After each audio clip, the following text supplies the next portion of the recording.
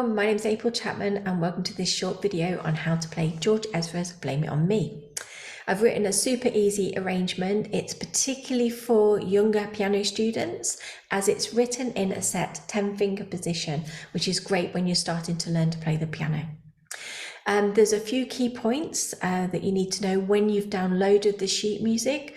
You're going to get the music, and this particular song is over 2 pages, and it will also come with a theory knowledge checklist.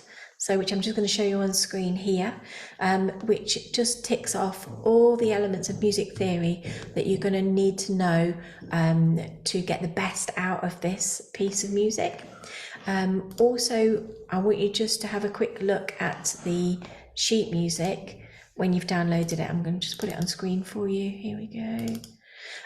In particular, because this piece of music has tied notes in it and repeat signs as well.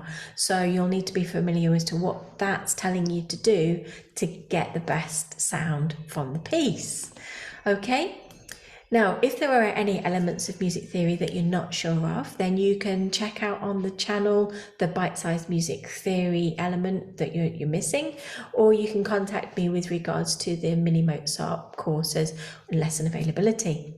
Now, I'm going to actually play the piece for you, so all you've got to do now is sit back and watch my hands on the piano, check out the hand position, and have a listen to how the piece is going to sound when you're playing it, and then it's over to you. Download the music, enjoy the piece.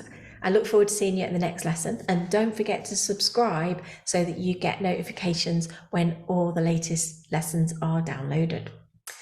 Enjoy!